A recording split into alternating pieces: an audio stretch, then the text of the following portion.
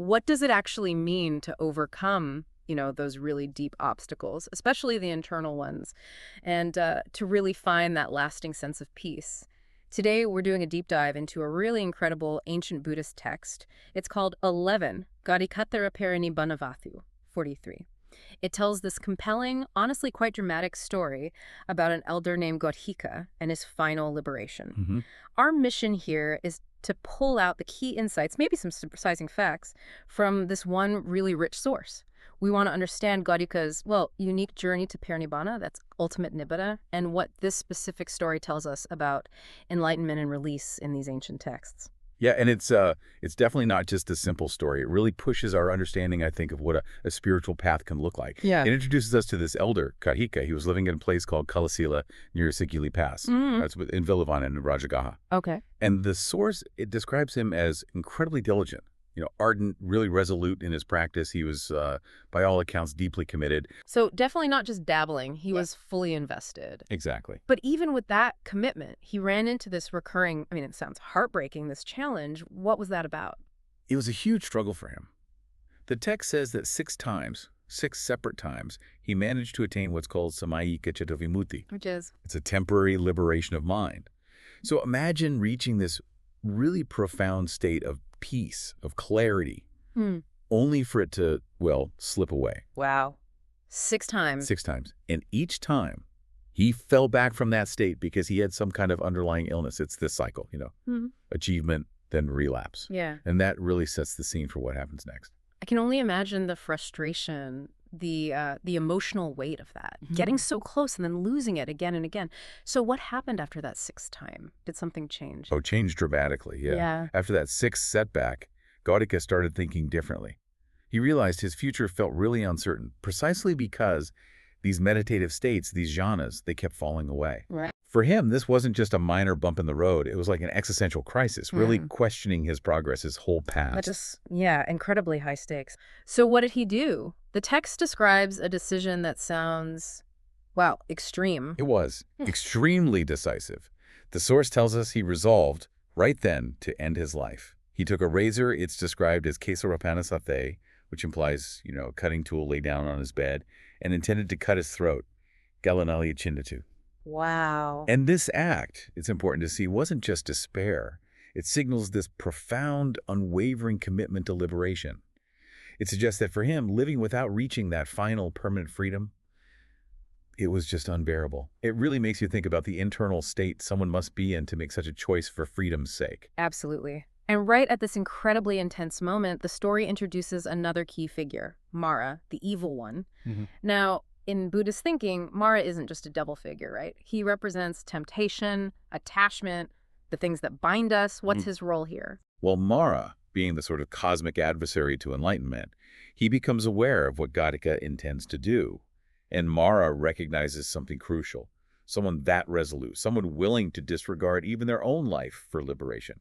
They might actually achieve full enlightenment, arhata, through direct insight, through vipassana. Okay, so Mara obviously wants to stop that from happening. What's his plan? He doesn't go straight to Godhika, does he? No, he's clever, or thinks he is. He figures Godhika probably wouldn't listen to him directly anyway, given his state of mind. So his strategy is to go to the Buddha and ask the Buddha himself to step in.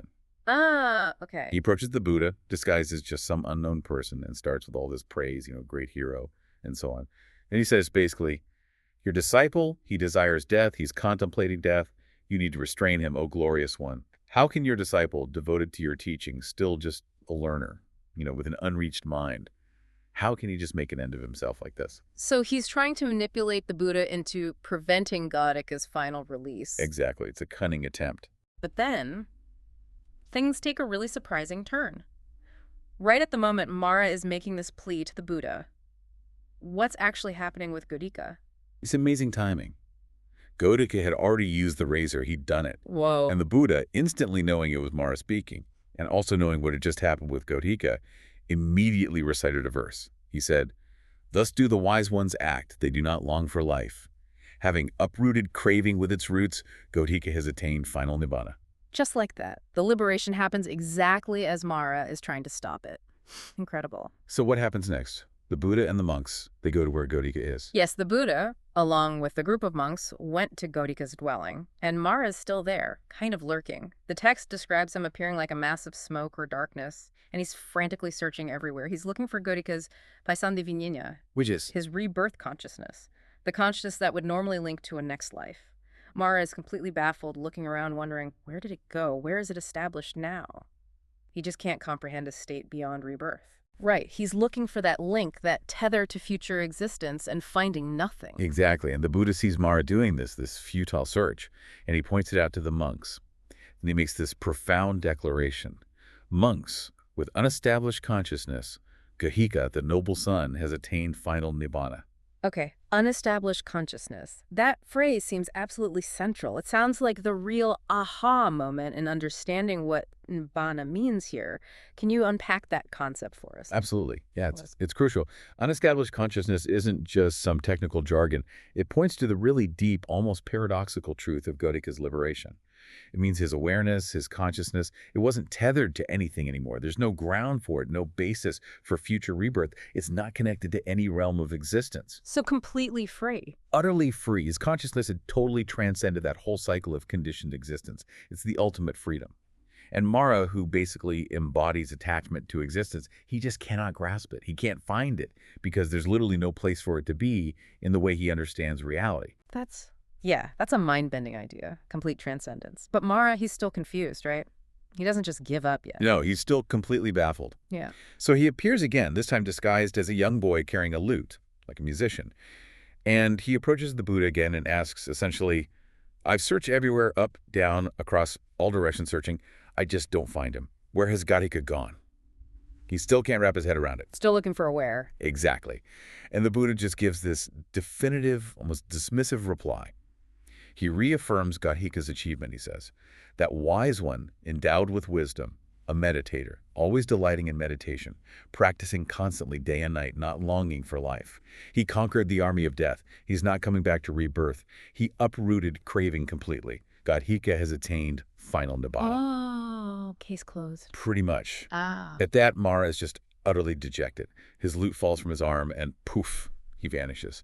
The Buddha basically tells him, Godhika's state, his destination, if you can call it that, it's beyond the comprehension of someone like Mara. What a powerful image. Mara just defeated, utterly. But Yeah. the story doesn't quite end there. The Buddha then takes this whole dramatic event and distills the lesson, right, into one final crucial verse. What is that? Yes, this is the ultimate teaching from the whole incident. The Buddha says, for those who are perfected in morality, who abide with diligence, who are liberated by perfect knowledge, Mara finds no path. Okay, that sounds packed with meaning. Let's break that down. Perfected in morality and abiding with diligence. What's that pointing to? So, Sampanna Salana, perfected in morality, that's about having a really solid ethical foundation. It's not just ticking boxes. It's the deep purity of conduct that supports everything else. Right, the groundwork. Exactly. And then, abiding with diligence. This means things like mindfulness, being non-negligent, putting in constant, unwavering effort in the practice, staying alert, basically. Okay, morality and effort. Then the big one. Samadhanya vimuttana, liberated by perfect knowledge. This sounds like the key result. What is this perfect knowledge? Yeah, this is critical. And it's way more than just, intellectual smarts. The commentary explains it as knowing by cause, by method, by reason. And crucially, it says this perfect knowledge actually encompasses 5 distinct types of liberation. 5 types, okay. Yeah, these aren't just abstract ideas. They got to map out a progression. It's like liberation by abandoning defilements just for a moment, then liberation by suppressing them, then moving to actually cutting them off completely, then a liberation that comes from tranquilizing the mind, and finally the ultimate one, nisarmakimutiya, liberation by complete escape, irreversible freedom. So it's a progressive mastery over the mind and its attachments. Exactly. It's a deep transformative knowing that leads to these stages of release. So bringing it all together, strong ethics, constant effort, and this profound, multifaceted, perfect knowledge. And the result is Mara Maganamindati. Mara cannot find the path. That's it. Mara literally cannot find the path of beings like Godhika because they're completely outside his sphere. Their consciousness is unestablished, totally free from the conditions Mara needs to operate.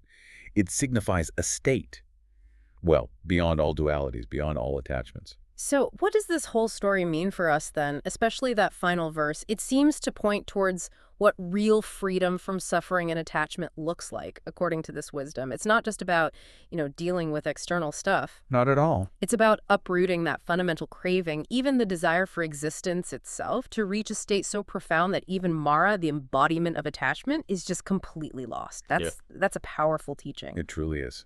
A profound lesson wrapped up in this incredibly dramatic story.